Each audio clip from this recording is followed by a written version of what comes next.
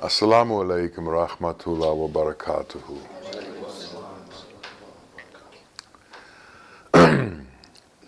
Within religion and spiritual paths, there are many ways that people are instructed to come closer to their Lord and to serve their Lord. There's the path of religious ritual, and people can take up as much time as they like or can afford to give up for religious ritual. There's the path of service, where people do work on behalf of others selflessly.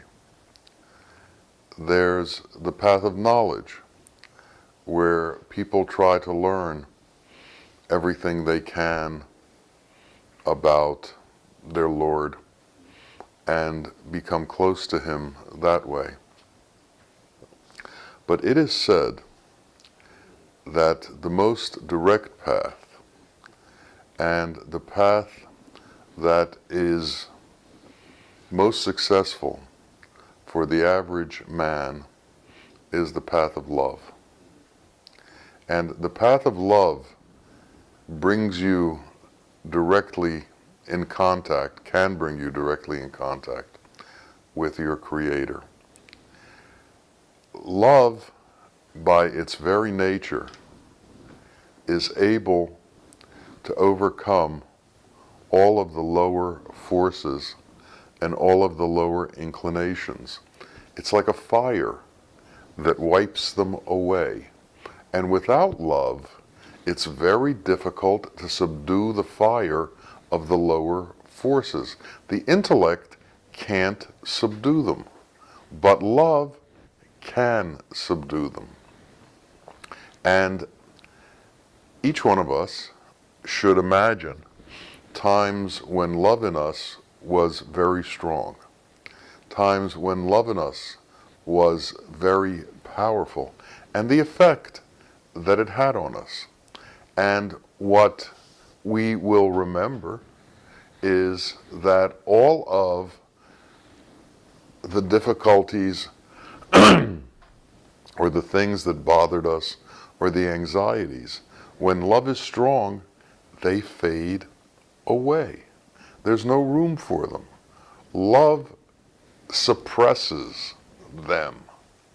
Love suppresses them and then burns them up. So what we need to do is we need to meditate on love.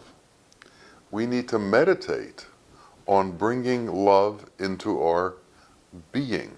We need to think about how powerful Allah's love is for us, how powerful God's love is for us, how this life force that we have has been given to us through love, and how love maintains and sustains us.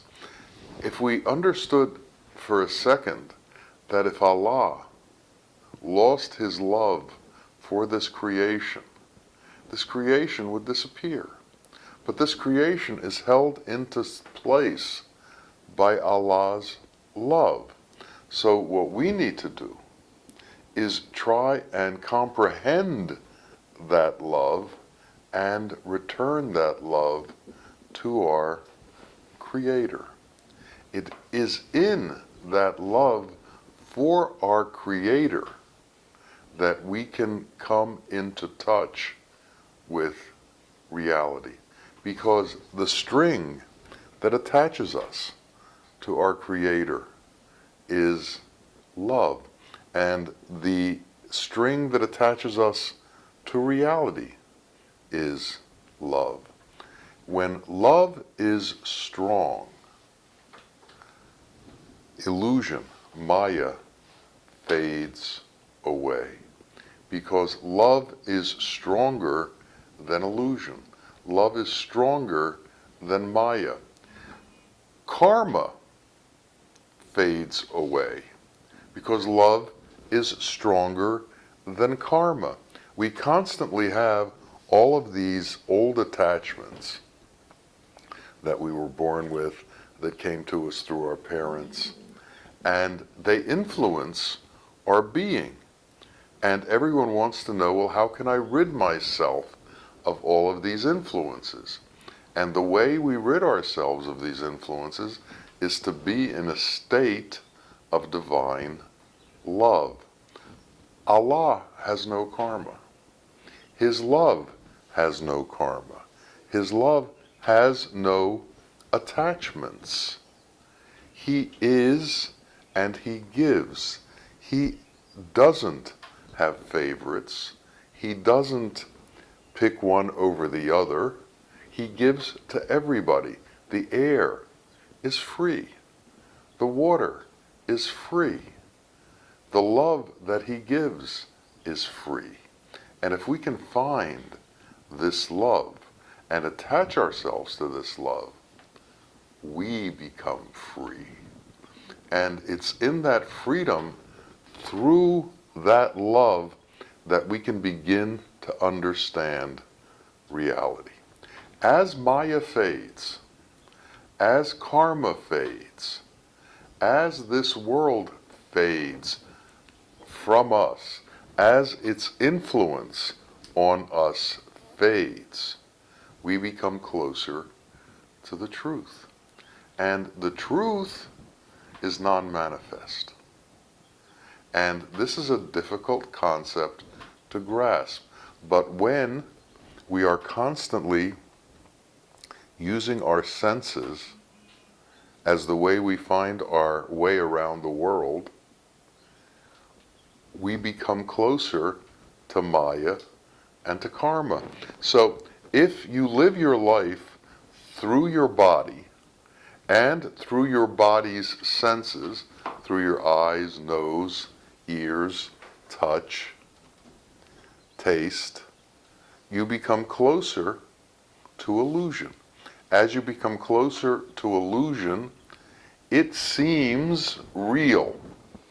It seems as if your sustenance is there. And you miss the point of where your sustenance actually comes from. And it doesn't come from the world. Our sustenance is supplied to the world, to us, by our Creator.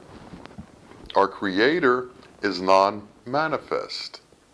He has made us into manifest beings, and he has created manifest sustenance for us.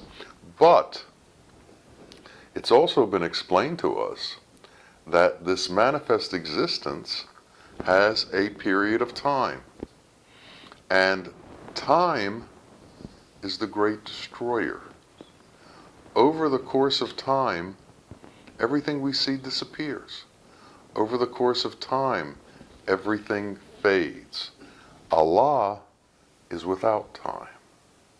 But time is the limitation in this world. Time is the process of dissipation. Time is the destroyer of all things insignificant. Time is the destroyer of all of illusion. Time is the destroyer of all our thoughts. Time is the destroyer of all our ideas. Over time, all these things disappear. Now, if we can understand that, and if we can release ourselves from our sensory functioning and from the belief that that's the only functioning that we have, we can move into a different space. We can move into a different understanding of things.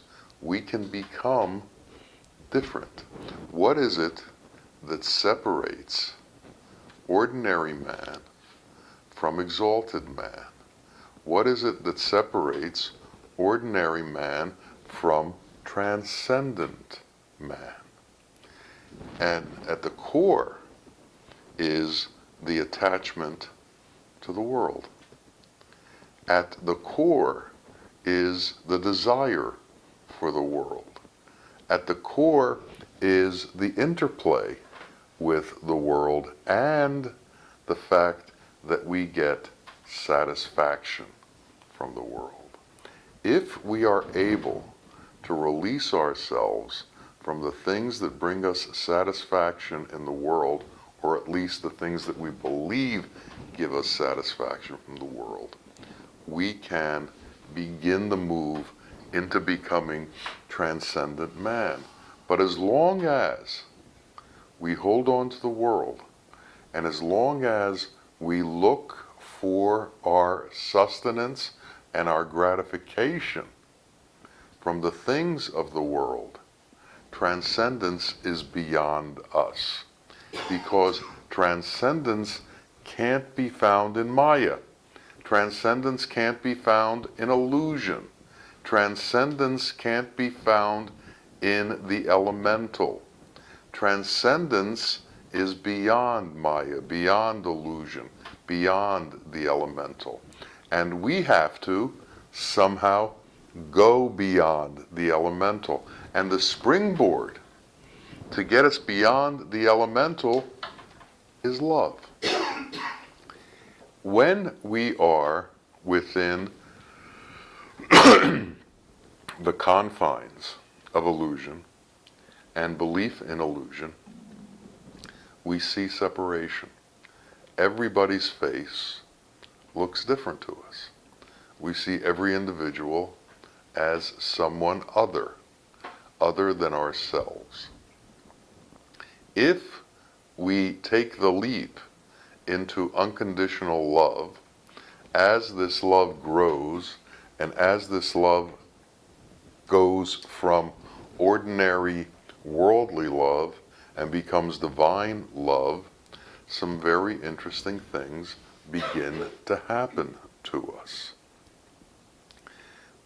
We no longer separate individuals as other. We see everyone as part of ourselves, because our love is so strong that it overwhelms the differences that our sensory perceptions perceive. And to become real, we have to become stronger than our sensory perceptions. We have to have a part of us that understands things and sees things in a different way than our sensory perceptions do. Our Sheikh, Muhammad Rahim Bawa Muhaiyaddeen, often said, you have to see with the eyes within the eyes. You have to hear with the ears within the ear. You have to taste with the taste within the tongue, which means there's another realm of perception out there that's different than the perception that we know. And that realm of perception occurs through love. Now, love is a state of being. It's not something we talk about. And how do we know when we're in that state of being? We know by our qualities. We know by what's happened to us. We no longer have animosity. We no longer have resentment. We no longer have hastiness or anger. We no longer have hate or prejudice. We no longer see differences. Love wipes away differences. Differences create duality. Love wipes away duality. In truth, in reality, in Allah, there is but one. And everything that takes us to more than one takes us away from the truth. So as we see differences, we see duality. As we see races, we see duality. As we see differences in religions, we see duality. It's only when we can look at the world and see everything as part of our Creator's creation do we only then begin to understand. And then we have to take the next step. We have to stop believing in this body. And we have to understand that this body holds our senses and is what we function with within this world of illusion. But if we are going to go beyond this world of illusion, if we're going to transcend the material world, and this body is material, we have to begin to focus on that which is non-manifest. So, God, Allah, our Creator, has no form. We have to be able to focus our meditation, our thoughts, our reality on a formless reality beyond the physical being. And it's very difficult to do this through the intellect. The intellect has great trouble grasping anything that is beyond the material world. But love can transcend that. Love can go to places where the mind cannot go, and it can go there without limitation. Love isn't held up by ideas. The mind gets tricked by ideas. Love doesn't succumb to strong arguments. The mind can go into doubt by way of arguments. Love transcends all of the differences that are thrown at us by the different religions and the different philosophies within the world. Love goes beyond all these. Love is not about words. Love is about an overwhelming feeling of being unified with everything in existence and entering into that resonance that created that unification. So if we can understand that, if we can believe in that, we can escape from the misery that comes with this existence, the difficulty that comes with this existence.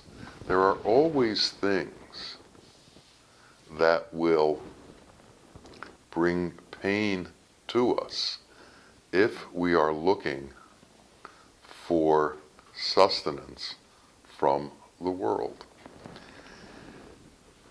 If you're looking for fame, every time someone criticizes you, you're going to feel pain. If you're looking for fame, every bad review cuts at your heart because you see the difference between praise and blame as a competition. You see praise as something you compete for and blame as something you want to avoid. And you live your life in a route that takes you away from blame and brings you to praise.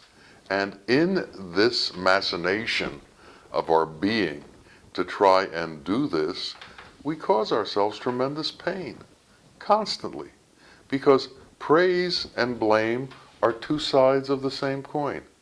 And there's no one in this world that can go through it without blame. You would think someone like our sheikh wouldn't have critics and wouldn't be blamed and wouldn't have people criticize him. Well, it's not true. He was blamed and criticized all the time by people who couldn't understand what he was doing. There's a very interesting phenomenon among ordinary man. Many ordinary men believe that if they can't do it, nobody else can. They have, through their arrogance, somehow put themselves at the penultimate of existence, and in a place where they think they know everything, can judge everything, and make decisions about everything. Well, in that place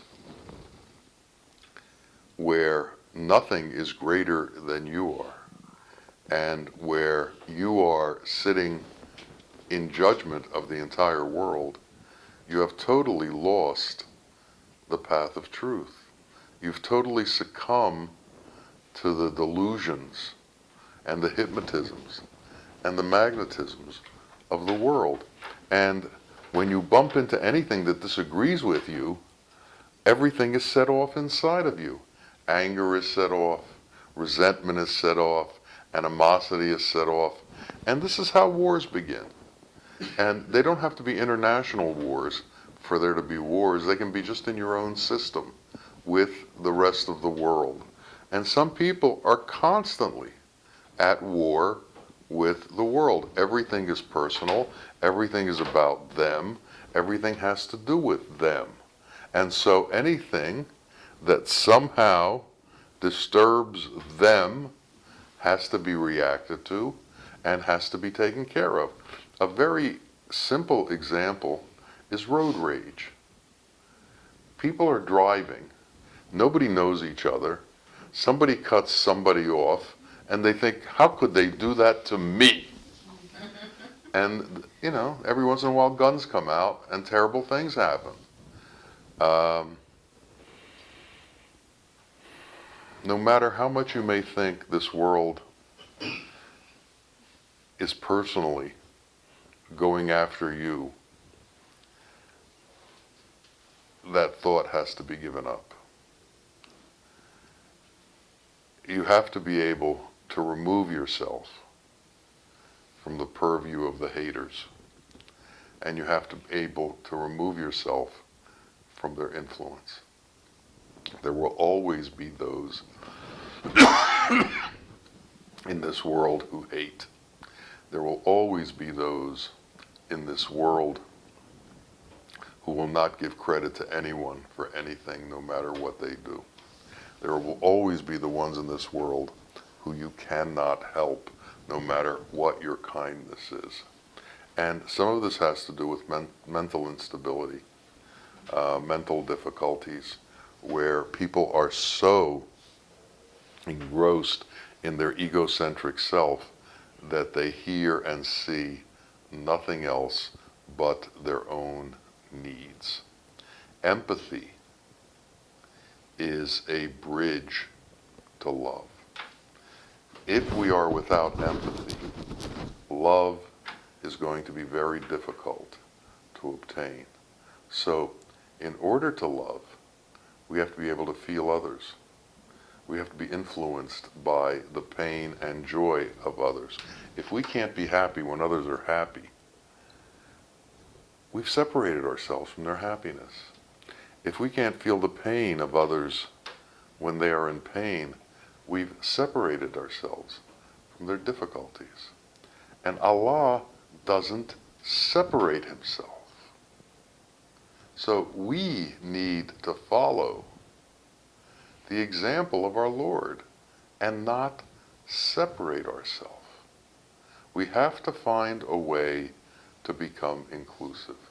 We have to find a way to be part of everybody. Now, there are situations where you're going to have to stay away from certain people because they're dangerous to you. But for the most part, you can love and you can understand the needs of others through your love. And the interesting thing is, the stronger your love is, the less needy you become. The less you need in this world. Your desires have become limited. One of the reasons for the manifestation of a sheikh, a katub, in the world is so that people can see how a manifested being is supposed to act. And a manifested being acts almost as if he's non-manifest. He almost acts as if he wasn't put into this world. He acts like he's from a place beyond this world, where this world isn't what affects him, but what affects him is beyond this world, is the non-manifest world. He understands the immortality of the non-manifest world, understands the mortality of the manifest world, and the limited nature of the manifest world, and the fact that for us to understand the immortality of the non-manifest, we have to get over the limited nature of our sensual pleasures and our sensual involvement with the world. We have to go beyond it. Now, I recently got a letter from somebody who said, this path is difficult and lonely. Well, in that space where you begin to leave the world, you do think it's lonely, because all of the things that have gratified you all your life, or you think are going to give you gratification, you've relieved yourself of them. You released yourself from them. So what is there to gratify you now? What is there to give you satisfaction now? What is there to give you praise now? What is there to soothe your brow now? Allah is there for all of that. But you have to leave the need of what you've left behind. You have to leave the desire for what you've left behind.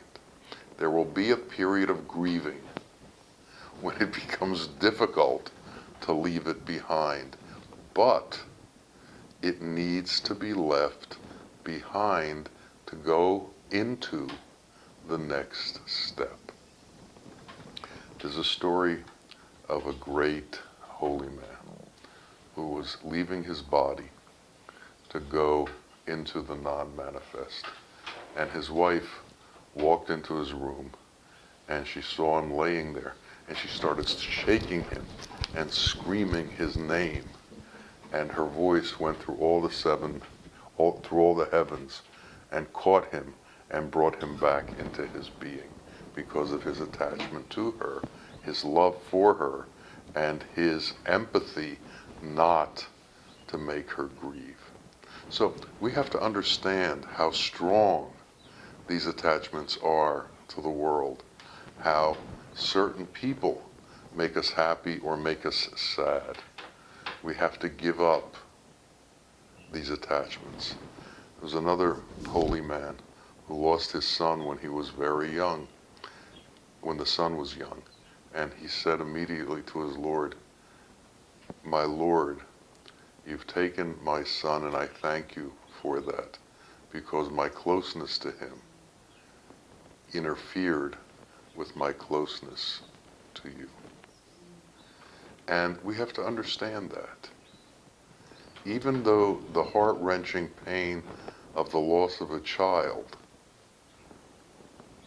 can be a movement towards getting closer to your Lord,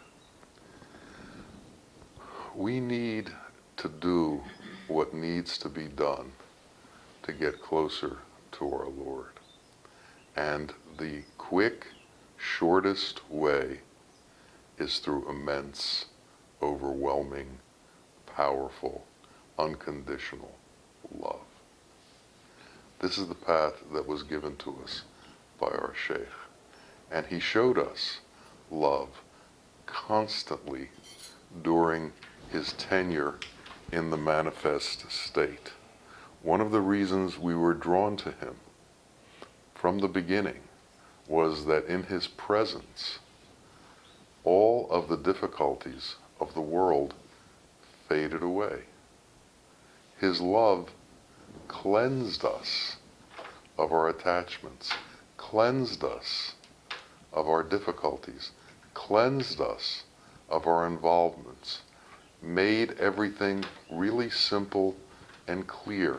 If we sat in this space where love existed, and only love existed, we were in the middle of the universe. There was nowhere else to go. There was nowhere else to be. So all of the anxieties of what we needed to do disappeared. All of a sudden, we didn't need to do. We didn't need to go. We didn't need to be in the next phase. We were not thinking living in the future. We were not thinking living in the past. We were in the moment, and that moment was divine. That moment was lovely. That moment was love. We need to find that moment in our lives. And that moment doesn't end. That moment is beyond time. So the force of destruction leaves. Time leaves. Because all of the things that time can dissipate are no longer important to us. The only thing that's important is the essence of things. And the essence of things is love. And that will take us into the world of reality and beyond this temporary mode of manifestation. May we all understand that, and may that path become straight for us. Ameen. Ameen. Ya Rabbil Alameen. Assalamu alaikum wa rahmatullahi wa barakatuh.